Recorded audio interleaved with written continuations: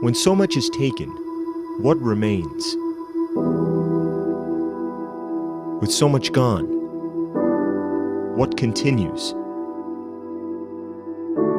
When strength vanishes and body fails, what part persists? Perhaps it's the deepest part, the part that believes. Yes, it is.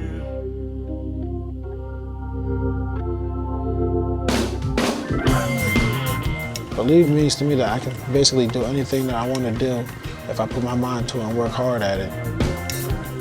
From the time he stepped on a football field in Avenel, New Jersey, in Pee-wees, Eric Legrand made people believe.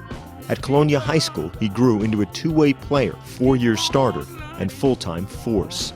His senior year, he had 115 tackles and scored 12 touchdowns. It was then Legrand developed a ritual, one he shared in the summer of 2010, a ritual involving a word that would become his second signature. I used to always hit the EL because Eric Legrand, for the initials for and believe, used to always tap that. A second-team All-State linebacker, Legrand chose to stay home and play for Rutgers. With his size and strength, coaches moved him to nose guard. In 2008, his freshman year, he played immediately. Hodges can't get away from Eric Legrand, who drags him down at the 20-yard line. Then a sack for Legrand. The staff also saw another role. I played special teams all year, kickoff and kickoff return, where I basically found my home at. He was on our kickoff team. He was our leading player on our kickoff team. So that tells you a little bit about a 275-pound man who's your go-to guy on your kickoff team. We're here at the Meadowlands, the new Giant Stadium. We're out here ready to go, being focused. We're going to keep on chopping all day long. Eric Legrand, 6'2", 275-pound junior from Avenel, New Jersey. The weather was perfect for football. There was 5 minutes left in the fourth quarter. We're running down on the field and going down there to make a tackle in a big game, just like I've done hundreds of times before. Oh, what a great open field hit by Eric Legrand, who is shaken up on the play. It felt like a flash grenade went off. Everything went silent in slow motion for a minute, and then all of a sudden I was on the ground. And I tried to get up and I couldn't move. And I was sitting there like, what's going on? I can't breathe right now. And then I just blacked out.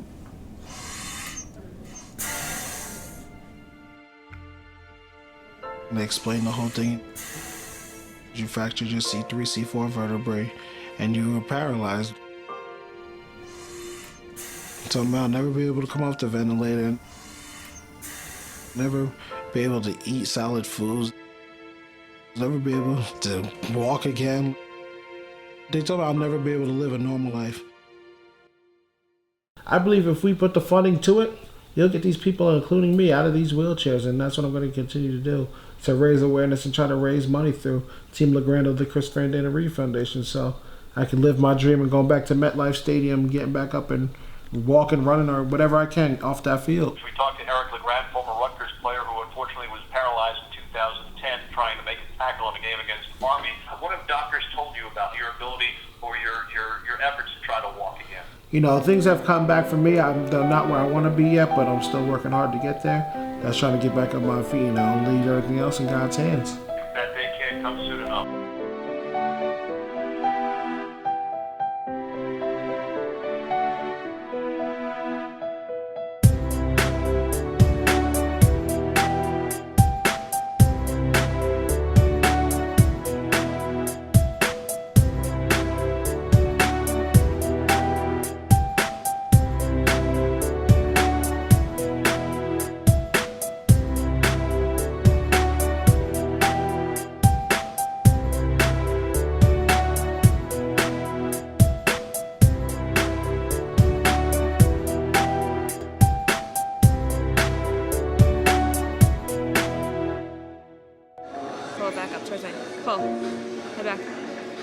Eric Legrand is on a mission to create a new life for himself. Faced with obstacles most would deem insurmountable, his notion of winning and losing has truly taken on a different meaning. Push. Come on. But where others might see despair, he sees hope. I really believe that this happened for a reason. I'm supposed to do great things with this situation. Inspiring others everywhere and fighting for a future he can see just over the horizon. And when I'm done with my time, it's over to inspire everybody, I believe I will walk again. And when I do rise from this chair, I'm gonna go back onto the field right where I got hurt. I'm gonna lay right back in that position and get up and walk off that field and say, I finished that play. It's crazy to say that injury just happened October 16th, was 7 years ago now since that injury, but I should remember it just like it was yesterday. And I want to bring you back to that day, October 16th, 2010, and we were running. It was tied up. We just tied up the game 17-17 in the fourth quarter, and I was on the kickoff team. So I remember I wanted to run down on the field to make a big play for my team, so maybe we can get our defense out there, get off the field real quick, and get the ball back to our offense with enough time to score to win the game. And on that particular game, I remember I was facing a double team, which means as soon as the ball was kicked off, two guys came to block me right away. And on that particular kickoff, I was able to get right by the two guys, so I had a good 30-yard head start at the guy I was about to make this tackle on. And everyone knows when you play football, if you're going to tackle with your head, you must keep your head up. And I remember I said to myself running down the field, do I want to use my head or do I want to use my shoulder? I said, you know what, it's going to be a big hit. Let me use my shoulder, and I'll put my head on the side and it won't even be in the tackle at all. I don't know if you saw in the video, but my teammate got down there about a half a second before I did, and he tripped the guy up. And when the guy got tripped up, his body twirled in the air. Because I put my head down thinking it wasn't going to be in the tackle, and actually the crown of my head went right into the back of his shoulder blade, and that's what caused the accident. And I remember hearing the crowd go, ooh, so I knew it was a big hit. I remember as soon as I hit the ground, I tried to get up to celebrate with my team, and my teammates came running over to me, and right away they saw in my eyes that, that something was wrong, and they called the trainers out. Next thing you know, I remember the trainers are in my face asking me, Eric, is it your head or your neck?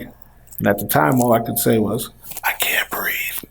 That's all I could get out at the time, man. I remember they were saying, can you feel this? Can you feel that? And I was like, I can't breathe. From there, they brought my head coach out, Greg Schiano. And I remember he comes out and he looks down at me and he goes, E, you have to pray right now. And honestly, when he said that to me, I'm thinking, my life is over. He's telling me I can't move, I can't breathe, and now my coach is telling me to pray. Of course, I was praying for a gasp of air or anything, but at one point I did close my eyes and I was just like, you know what? God, take me at ease. This is it. And as I closed my eyes and nothing happened, I kind of went back to panicking again, and I opened them back up. And at this time now, they're putting a board under me to put me up onto the cart and cart me off the field. And as they lifted me up on the board, somehow I caught a gasp of air for a second. So I said, you know what, maybe I just knocked the wind out of myself, because that's exactly what it felt like. I'll be able to breathe in a few minutes. Let me try to give a thumbs up to the crowd to let everyone know it's going to be okay. I went to give a thumbs up to the crowd, and it just felt like there was a 1,000-pound cinder block laying on my hand. From there, I get to the end of the end zone, and my mom and my sister are now on the field, and my mom's hysterical. So I tried to calm her down, let her know everything's going to be fine. I'll be okay in a few minutes. And then they put me into the ambulance and put an oxygen mask on me. And I was ignorant to the fact of what an oxygen mask actually does for you. I'm thinking once they put this on, I'll be able to take that deep breath in like that and be able to breathe again. And I remember they put it on, I went to take that deep breath, and I wasn't able to breathe out on my own. And I kind of, scared myself and freaked myself out so much that I passed out. And I remember bits and pieces, but I remember this injury happened on a Saturday, and I don't remember much till Wednesday, but I do remember getting to the hospital and looking up and seeing a bunch of lights as I was getting carted down the hallway. But then I blacked out. I woke up again, and I was in a room filled with a bunch of doctors. But it sounded like they were speaking like a different language at the time. It was just pretty crazy. I blacked out. I woke up one more time, and I was in that same room by myself with just a bunch of monitors and sounds going off. And then I blacked out again. And when I woke up on Wednesday, I finally had, came to, I was so highly medicated on the drugs from the surgery and things like that. That's why I really don't remember anything until Wednesday. But when I woke up on Wednesday now, I woke up to a room filled with a bunch of signed jerseys, helmets, postcards, so many people reaching out to me. It was, pretty cool to see. And I remember at the time, Tom Coughlin was the head coach of the Giants. He came over from over after practice to see me, and he sent over a bunch of the rookies at the time, so I was excited. Then Andy Reid was the head coach of the Philadelphia Eagles. He came over to see me as well, and I was all excited about this at the time because I'm thinking I'm still gonna be playing football. Like now, these guys know who I am. I'm about to be a first-round pick when I get out of this hospital. I was all excited, to see all these people come and see me. And then my family, friends, people I haven't actually seen since middle school were coming by to see me, and everyone was just so positive. It kind of took my mind away from everything that was going on with my injury. It just was nice to catch up with people I haven't seen in years. Just like I said, just so motivating, so positive in my room. Little did I know what my mom and my family had been through those few days that I don't remember. Right away, they brought up the bad news to my mom, and there was 2 doctors, and one was very blunt with her, and they brought her into the room with a few other people, and they said, okay, your son has fractured his C3, C4 vertebrae. He'll be paralyzed from the neck down for the rest of his life. He'll never walk again. He'll never eat solid foods, never breathe on his own, and he'll never live a normal life. We're hoping that he's strong enough to make it through the surgery. And, after that, he left to go get prepared for the surgery. And, I'm sure you can imagine being a parent. My mom was devastated after hearing, all that news. But the other doctor stayed and tried to give her all these different percentages here, different percentages there. And my mom, at the time, she was checked out. She didn't want to hear any of that. So once that doctor left and they started preparing me for the surgery and things like that, there was one word I said, 3 words I said to her. And I kind of remember it, but I kind of don't. But they let me see her before I went into the surgery. And my mom said, when I saw her, I said, I'll be back. And my mom heard me say, I'll be back. She was like, you know what? From here on out, whoever goes in that room has to be positive, uplifting, motivating. Don't let them see you upset. Don't let them see you crying, things like that. And that's what everyone who came into my room was. They were just upbeat and motivating it. Like I said, it just took away everything that was going on and made me forget about it. Even the doctors that came in the room at the time, they were, like, Eric, you're going to be fine. Everything's going to be okay, this and that. And that's exactly what I needed to hear because it jump-started everything from the very beginning to, where I am now. Just that positive mindset. And as time went along, in a few weeks, I realized, the extent of my injury, and I probably wasn't going to be playing football anymore. But at that time, I wasn't worried about that. I was just worried about my health and trying to get back on my feet. It was a big adjustment for me because I went from being this big football player in college, doing everything for myself, to now having to rely on other people like nurses and aides and things like that. And at first, I didn't trust everybody, to do this, to do that for me.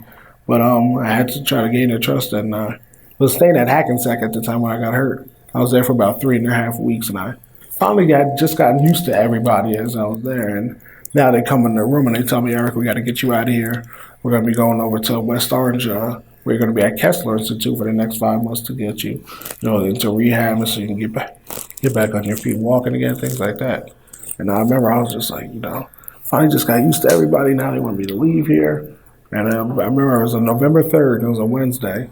I remember waking up that morning and everyone had been pumping me up like, you got to get out of here. We got to get you out of here, this, like that. But something in the back of my mind that morning when I woke up, I knew I wasn't ready yet. I was still falling asleep in the middle of conversations. I was exhausted when they were trying to do physical therapy by just stretching me. Because I just wasn't physically, mentally ready for that move yet. But everyone was pumping me up to do it, and I was like, you know what, let's go for it. So that day, I remember I moved over to Kessler, and I remember when I got there, I felt like everyone was in the hallway just staring down at me as I was on the stretcher getting carted through the wing. And when they transferred me over, I was first on a ventilator, and they had to take me off, and there was this breathing machine where someone squeezes the air into you. So talk about literally having your life in somebody else's hands. That was, one of the scariest moments because I wasn't on that ventilator machine anymore. So I was paranoid the entire ride over there. Just everything was just scary for me. I finally get into my room now at Kessler, and Kessler, they decided that they wanted to bring down everybody to meet me all at once, from the CEO to administration, and then my PT came in, the OT came in, the nurses that were going to be working at this session, that session, and the last person that comes in was about this 5'6", maybe 140-pound Jamaican guy, and he comes up to, his name was Humphrey, comes up to me, he goes, I'm going to be taking care of you, man. I'm going to be getting you dressed. I'm going to be doing this, that. And I look at him, and I look over at my mom, and I was like, Mom, you gotta get me out of here. This gonna be the guy that's taking care of me for the next 5 months. I immediately saw how small he was, and I remember just being this big football player. I'm like, there's no way possible. Like this gonna be lifting me and doing this and that. So little did I know he's gonna become a lifelong friend and teach my mom all these different techniques on how to take care of a quadriplegic and this and that. But now at the time, I'm terrified, and they finally let him leave the room, and I calmed down a little bit, but. It was weird because Rutgers was actually playing that night, which was weird because, like I said, we usually play the Thursday, Friday, or Saturday, but they were playing down in South Florida that Wednesday night. So I got to pick out the uniform for my team, so I was all excited to see my teammates play and everything. So kind of just look forward to that for the rest of the day. Finally, the game came on around 7 or 8 o'clock. I forgot what it was, and I remember they were going back and forth with each other in the game, back and forth, back and forth. But then the fourth quarter hit. And all of a sudden, I started getting real anxious and jittery in the bed that I was laying in. I remember asking the aide, I was like, can you put my shoulders over here? No, put my shoulders back. Put a pillow under my arm. Take that pillow out, put it under my leg. Angle me this way, angle me that way. Every 5 minutes, and everyone's trying to calm me down, like, relax, calm down, you need to just relax and try to watch the rest of the game. I'm like, I can't get comfortable, nothing. Every time I move, it's just more uncomfortable than it was the first time. So unfortunately, Rutgers went on to lose that game, I remember, and I was like, you know what, let me just try to get some sleep, and, sleeping off has been a long day. I went to bed, I wake up about an hour later, and now I'm on a stretcher. And I remember opening my eyes, and my vision was completely blurred. It felt like my eyes were cross-eyed, and I feel like somebody smacked me in my face, saying, like, Eric, wake up, Eric, wake up, but it didn't sound like a male or a female. It kind of sounded like a demon, actually, like Eric, wake up. And I remember I said, hit me again. And it was my mom. She smacked me right across my face again. And at the time, I was completely delirious. So I tried to attack her, not knowing who it was, what was going on. And of course, I couldn't move or anything. But she said, I let out like this growl at her. And she said, all right, that was it. She ran out to the nurses and said, we have to get him out of here now. Come to find out, I had 105.5 degree fever. And I was 0.5 degrees away from my brain to becoming brain dead for the rest of my life if they couldn't figure out what was causing that fever and get my temperature down. So now they're rushing me out to St. Barnabas Hospital. And I remember my mom had to call down to my coach down in Tampa. They were playing down in South Florida at the time. And she had to tell them everything that was going on. And the doctors had told them that they don't know if I'm going to make it through the night if they can't find out what's causing my temperature, things like that. So, it was a rough night. And they get me to St. Barnabas. And when they landed back in New Jersey, I remember my coaches told me, months later that they were scared to turn their phones back on because they didn't know what type of news that they were going to land to at the time. But, through the grace of God, thank God I'm still here. But they came, it was my athletic director, my coach, they came right over to the hospital right after that. And this is like 3:30 in the morning. I remember when I got to the hospital, things like that, but things were very blurry because I said I was very delirious because of the temperature. But I do remember this story very vividly. It's kind of funny, but kind of crazy at the same time. But I remember I was in the ICU room waiting for a room, and there was just like a curtain up. And when I woke up, the first two people I saw were my sister and my athletic director. My sister was at the end of the bed, and my athletic director was like in the little curtain doorway area. And I woke up and I was like, hey, Nicole. She goes, hey. Like, hey, how you feeling, Eric? I'm like, I feel good. She goes, very good. You just gave us a little bit of a scare, but kind of like went through one ear right out the other. And I was like, Nicole, we're going to IHOP today. And she looked at me again. She was like, no, Eric, we're not going to IHOP. And I'm like, why? Like, I want some pancakes. Like, why can't we go to IHOP? And she was like, Eric, no, you can't eat pancakes. Like, you have no idea, like, what's going on right now, this and that. So I got frustrated. I was like, all right, whatever. Not understanding the whole situation. So let me get up and go for a walk real quick and, blow off the steam. Tried to roll out the bed to where I was, and of course, couldn't move or anything. So I was like, Nicole, get off of me. I want to go for a walk. And she's like, Eric, I'm not on you. I'm like, Nicole, please just get off. And she's like, Eric, I'm not on you. And I remember I got so frustrated, and I tried to, like, pop myself up. And I remember looking up, and I saw my athletic director in the doorway, and he was just terrified. Like, his eyes and I were bulging at his head, not knowing what was going on. And I threw my head back in the bed, and I kind of blacked out after that. And I remember just falling back asleep. Finally, another hour or so goes by, and I wake up again, and I'm in a room now. And I finally had got my temperature down. I had some type of infection, but they figured out what it was, and they were able to give me medicine now to get my temperature down. So now I wake up about 5 o'clock now in the morning in another room. And I'm just looking around now because I finally feel better. I'm not delirious anymore. And just checking out my surroundings. And I look over, and my mom and my sister are knocked out and sleeping on each other, leaning on each other on this little couch. And I look over in front of me, and my coach is there, and he's knocked out. When there was a spilled cup of coffee between his legs on the floor. So I don't want to wake anybody up. So I knew it was early in the morning. So I just kind of let everything be. Like I said, I was just checking out my surroundings, and ESPN was on the TV, so I was just watching TV. So the story about the changed my life forever as I was laying in that room. All of a sudden, about 15 minutes went by, and this girl gets rushed into the ICU. You see her go by, and then you see mom, dad, aunts, uncles, grandparents too. But then after that, you see a bunch of these kids go by, probably about 15, 16, 17 years old, all go walking by too. It was probably like 15 of them or so. I overheard at the nursing station, because my room was right outside the nursing station, that girl had a brain aneurysm. She had a cancerous tumor on her brain, and it started to bleed out in her brain, so they were rushing her in to do surgery. So I was like, oh, wow. I'm like, it doesn't sound good. But, say another hour went by. Everyone was still knocked out of my room. It was about 6:30. And I'm still watching TV. All of a sudden, I hear a lot of commotion going on in the hallway, so I look out there. And all these faces, all these people are leaving, hysterically crying. These kids, mom, dads, this and that. Everyone's hysterical for about 20 minutes. Finally, everything started to settle down again, and I overheard at the nursing station that girl didn't make it through the night. And when I heard that, I said, you know what? Whatever I need to do, if I need to pray, if I need to work hard, if I need to relax, whatever it is, I'm going to do, because I don't want to have my family, my teammates, my friends ever have to leave the hospital the way that family did, and those kids just a vivid image in my brain of that day. It was a very sad moment. But 5 days later, now I was back at Kessler where I was going to be doing my rehab, and it was kind of funny because when I got back to Kessler, now my story had been in the paper a little bit, in the news and things like that. So I kind of had celebrity treatment when I got there, and I never had that treatment before. So it was funny. I would go to the gym, and everyone would be working out, going through their routine, whatever they were doing at the time.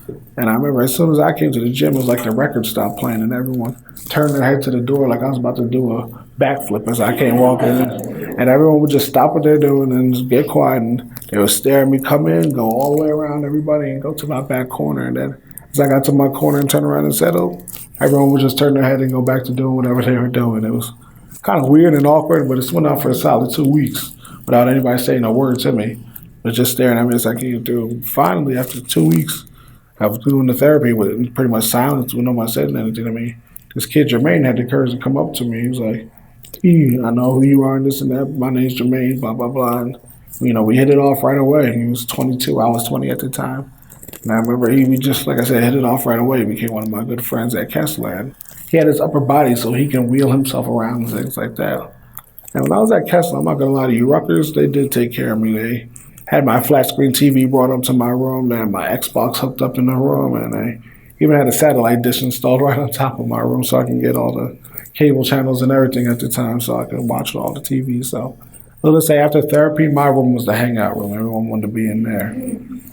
Jermaine, he would come rolling down and he'd be starting to play my video games and things like that. And I'm sitting there talking junk to him, telling him he's lucky my hands aren't working right now. I'll be beating him in this game or that game. So he became like part of my family. All my teammates started to know him when they came to visit me, my friends, my family. My grandma was even cooking collard greens for him on the weekends. It was pretty crazy, but he became, like I said, part of my family.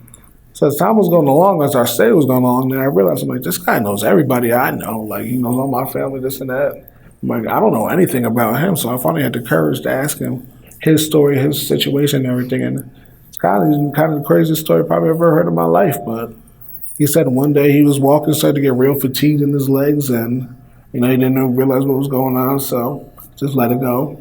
Another week or so went by. He actually started to lose control of his bowels and bladder. So he went to the doctor, and the doctor gave him medicine for his bowels and bladder. But he told him that he needs to either lose weight or start working out more so his legs could support his body weight.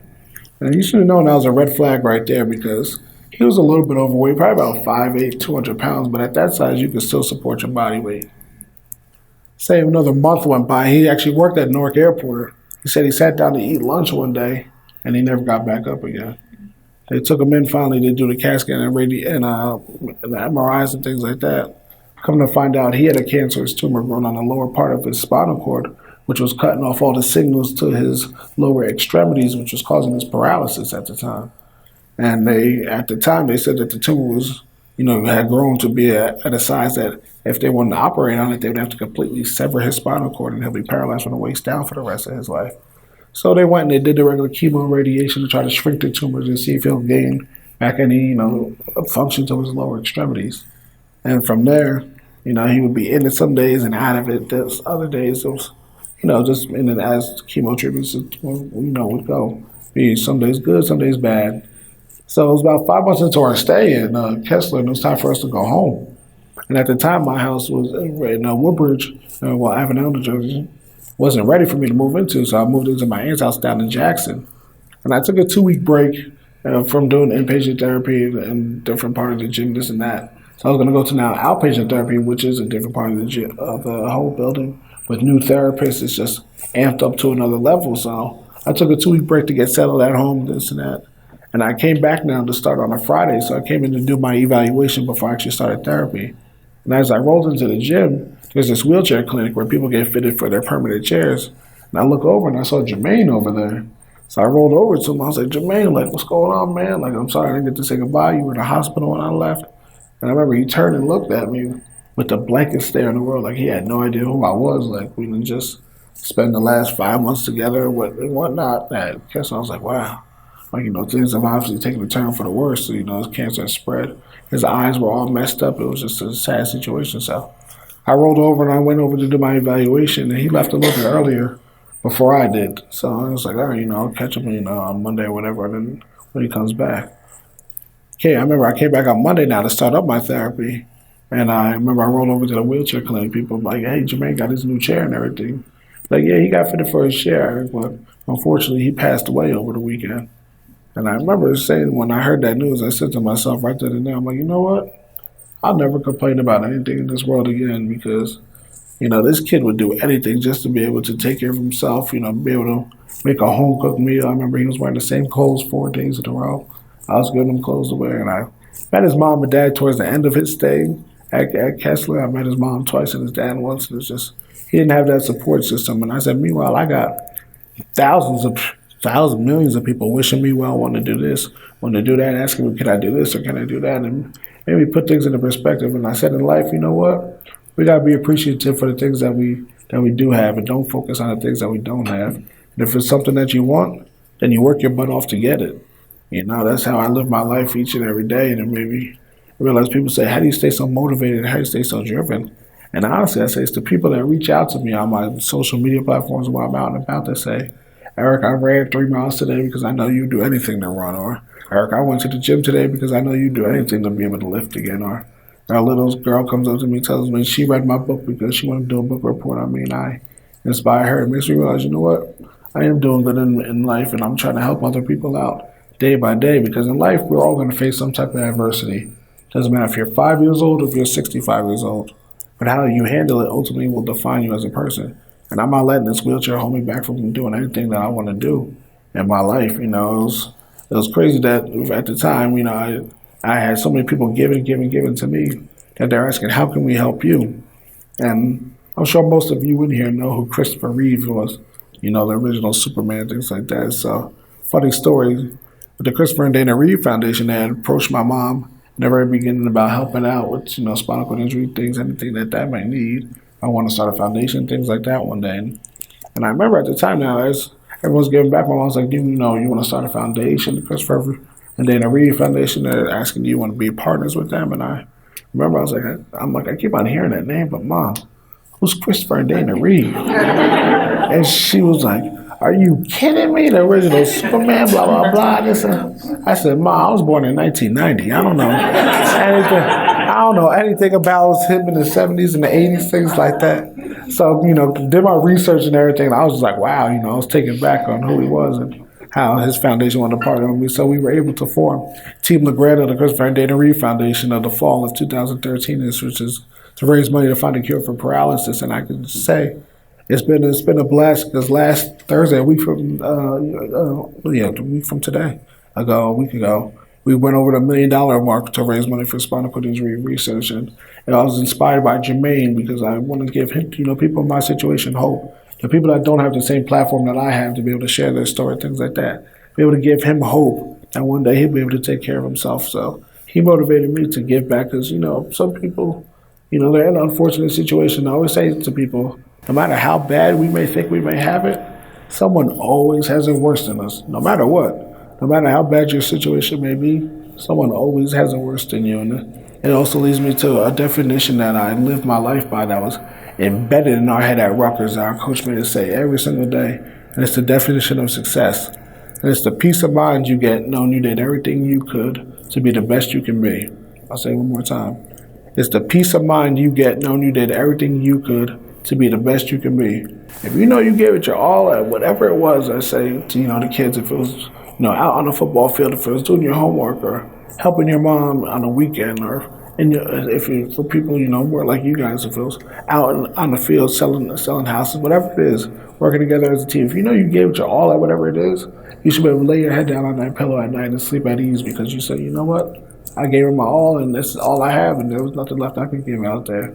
And that's how I try to live my life each and every day. And it's funny too, because when I first got hurt, people thought Rutgers, they gave you a degree, Eric, right? And I was like, shoot, I wish they gave me my degree. I still had to go back and get 60 more credits after my injury. But I remember I started taking classes via Skype that January of 2011 at Kessler.